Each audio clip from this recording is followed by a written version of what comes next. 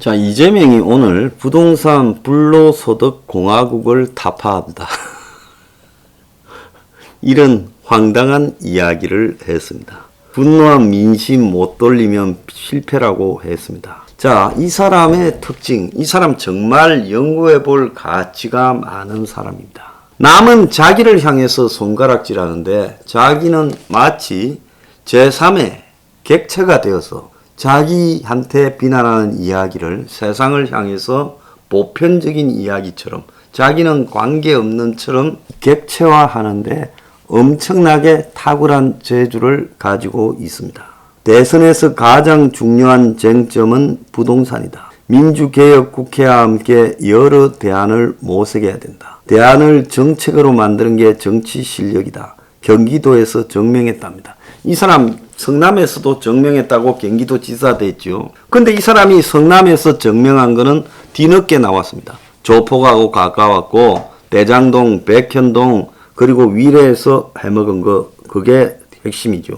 자, 그래서 772조에 작년에 민간 보유 토지 가격 상승이 있었습니다. 대한민국에는 솔직히 아파트 지어 팔고 땅값 올라서 돈 버는 거지 기업해서 돈 버는 세상이 안 된 게 사실입니다. 근데 이거를 갖다가 가장 극명하게 자기가 가진 권한을 악용해서 해먹은 사람이 이재명입니다.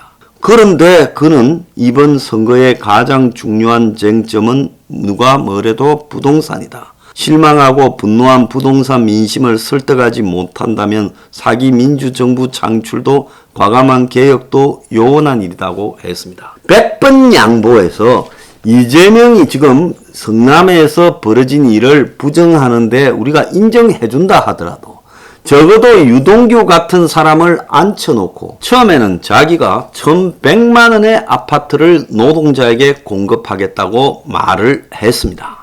그러면 그가 민간 합동으로 하든 민으로 하든 관으로 하든 그의 말의 진실성, 지금 이재명이 말하는 부동산 불로소득이 제일 큰 문제라고 한다면 그는 성남시에서 그 싹수를 보였어야지요. 어떻게 해야 되겠습니까? 1100만 원을 관철시키기 위한 구조를 짜야 될 것이고 그러려면 민간 합동으로 한다면 민은 수십억 정도만 벌고 더 벌 생각하지 말라고 하고 아예 은행 같은 데를 갖다가 주역으로서 시키든가 아니면 성남 도계공이 가격을 통제한 채 민간을 압도해서 주도적으로 끌고 가든가 했어야지요. 아니면 아예 그냥 성남 도계공으로 시키든지 아니면 LH에다가 명령해서 시키도록 해야 되겠죠. 그런데 그는 그렇게 하지 않았습니다. 그리고는 나머지 모든 것은 나하고는 관계없다. 이익 환수를 말해요. 성남 시민들이나 국민들인 1100만 원이라는 결과를 말한 이재명에게 묻는데 그는 1830억의 이익 환수와 그리고 인정할 수 없는 각종 인프라 당연히 해야 될 기부 체납을 가지고 5503억이라고 말합니다. 그가 1100만 원을 시민들 앞에 공약했으면 결과도 1100만 원을 지켜야 되느냐 아니면 1100만 원에서 얼마나 멀어졌는가 왜 1100만 원을 달성하지 못했는가로 이야기해야 될 건데 시작할 때는 A라 했다가 끝날 때는 Z로 만들어 놓고 왜 A가 Z가 됐는가에 대해서 A를 갖다가 관철시키기 위해서 어떤 노력을 했는가에 대해서는 말하지 않고 말을 돌리는 겁니다. 저거는요 정치인과 국민 간의 대화의 화법에서 국민들을 원숭이로 바라보고 하는 화법이에요. 그래서 조삼모사라는 말이 생겨나지 않았습니까? 원숭이한테 아침에 3개 주고 저녁에 4개 줄까? 저녁에 4개 주고 아침에 3개 줄까? 하니까 아침에 4개 주고 저녁에 3개 주는 걸 원한다고 박수를 쳤다. 결과는 똑같은 건데요. 결국은 이재명이 대중을 우중으로 만든 채 대중을 상대로 말장난을 하고 있다는 거죠. 현학적이지도 못해요. 지극히 상투적으로 말장난을 하고 있다는 겁니다. 지가 시장일 때, 지가 경기도지사일 때 그는 성남시장과 경기도지사로서 자기 관할하에서 집 없는 사람을 위해서 지금 지가 말하는 기본주택, 집이 돈의 투기 대상이 아니도록 만드는 시스템을 만들지 못하고 소수에게 돈을 벌게 해줬습니다. 오늘 아침에 보면 대장동의 황무성 사장을 사퇴하라고 옛날에부터 또 성남 도계공에까지 쫄병으로 같이 왔던 유한기가, 그 황무성 사장 사표를 종용한 유한기가 포천도시공사에서도 사장을 하고 있다. 그래서 성남에서는 개발공사의 본부장으로서 개발공사 사장이던 황무성을 쫓아내는데 앞장섰던 사람이잖아요. 그런데 대장동의 사업이 타당하다고 용역을 했던 업체, 이 사기꾼이죠. 그렇게 많이 헤쳐먹는 거를 갖다가 3주 만에 타당하다고 결론을 낸 업체가 포천도시개발공사 사장이 유한기고 그 유한기 밑에서 또 조사를 맡고 있다는 겁니다. 유한기가 2019년에 포천도 성남을 본따 가지고 시설관리공단을 도시공사로 전환했고, 그래서 초대 사장으로 유한기가 왔다는 겁니다. 그러니까 성남 대장동 모델을 포천에서 똑같이 하려 한 거예요. 자, 그래서 거기도 1300가구 아파트를 설립하는 거고, 포천 도계공이 51%, 민간 사업자가 49%, 그리고 좀 있으면 자산관리 회사가 하나 들어가겠죠. 화천대유 같은. 그거는요, 2019년이면 이재명이 지금 도지사로 있을 때 아닙니까? 그것뿐입니까? 안양인가는 화천대유가 업자였어. 정해지다시피 돼 있었다며. 그 뒤에 취소됐어요. 안양, 그리고 평택 현택지구, 포천, 남양주, 곳곳에 지금 다 해먹는 일들이, 이 멤버들이 해먹는 일들이 진행되고 있었던 겁니다. 그걸 본다 하면 이재명은 지가 할 때는 그야말로 수단과 방법을 가리지 않고 해먹고, 대중 앞에는 이렇게 하겠다고 말했는데, 성남 시민 중에 단 한 명이라도 나서서 1100만 원에 준다 해놓고 왜 2050만 원에 3500만 원에 팔아먹냐고 따진 사람 없어요.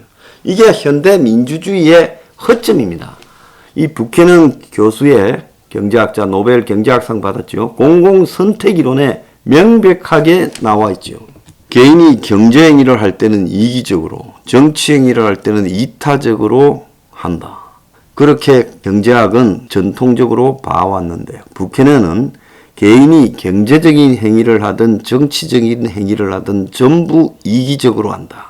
그래서 결국은 시장 실패, 정부 실패라는 것이 발생하는 것이다 라고 말을 합니다. 자, 이 공공선택 이론의 핵심은 개인이 이 공직자거나 정치인이 됐을 때 그 사람은 그 예산을 내고 만들고 세금을 내는 사람은 무수한 다수의 익명의 사람이에요. 그들의 돈을 가지고 한 사람이 써먹을 때 그것을 갖다 감시하는 형식적인 기구나 체계가 있어도 그 권력을 가진 사람은 자신의 이기적으로 거의 선택을 한다는 거죠. 그럴 때 그 많은 기구나 체계나 이런 것들이 감시 역할을 하지 못하고 항상 시장이 실패할 수밖에 없다. 이번에 대장동 시장 실패 아닙니까?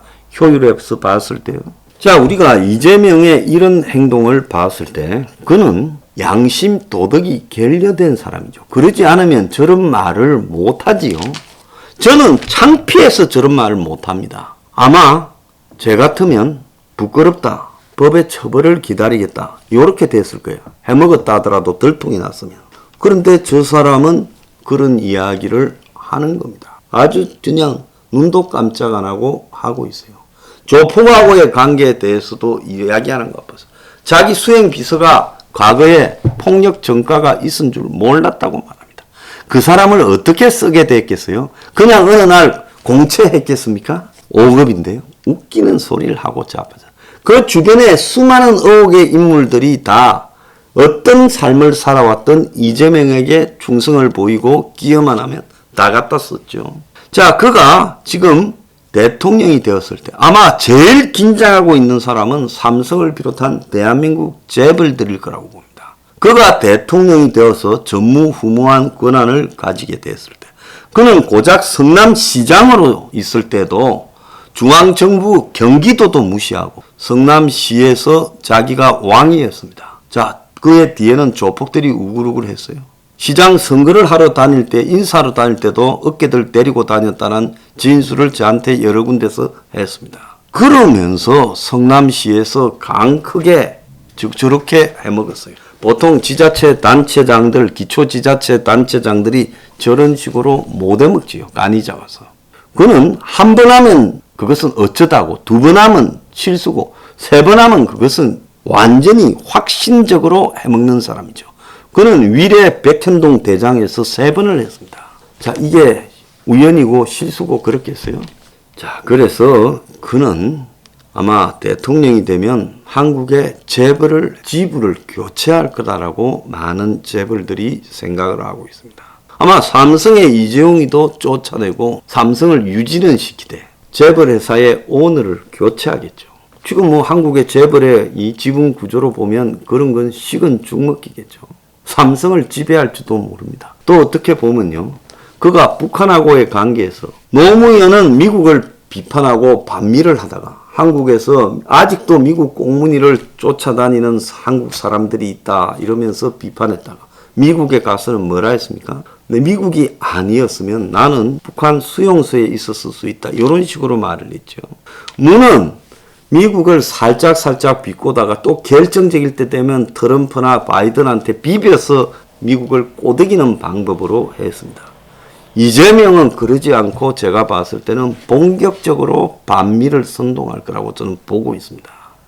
그래서 저 사람이 가진 의식세계와 저 사람의 무대포 정신은요, 보통의 정치인으로서 이 행해야 될 범주를 넘어섰다. 지금 들리는 이야기는 당과 청와대가 다 이재명의 코를 끼었다. 그래서 꼼짝 못한다라는 이야기도 지금 바닥에 있습니다. 문이 어떻게 보면 이재명을 싫어했지만 어느 순간에 자기 주변에 있던 안희정이부터 시작해서 김경수, 박원순, 조국이 차례대로 제거되고 이재명을 선택하지 않을 수 없도록 내몰렸다. 지금 그런 이야기가 있습니다. 그래서 한국 사회에 중요한 의사결정을 하도록 만들어가는 주체는 따로 있는 것 아니냐는 이야기까지도 나오고 있어요. 자, 그런 이재명이 지금 한국을 어떻게 끌고 갈 것이냐, 그렇게 못할 것이냐 하는 갈림길에 놓여 있습니다. 여기서 국민들이 판단을 해야 될 문제가 지금 걸려 있어요. 자, 한국 사회가 한번 뒤집어져서 갈 때까지 가보자. 이렇게 생각하는 사람은 이재명을 지지하세요. 즉 공동 파멸을 원하는 사람, 이재명을 선택하세요. 그러지 않고 이 사회를 다듬고 고쳐서 한번 만들어보자, 제대로. 그런 사람은 이재명을 선택하면 안 되는 겁니다. 명심하시기 바랍니다.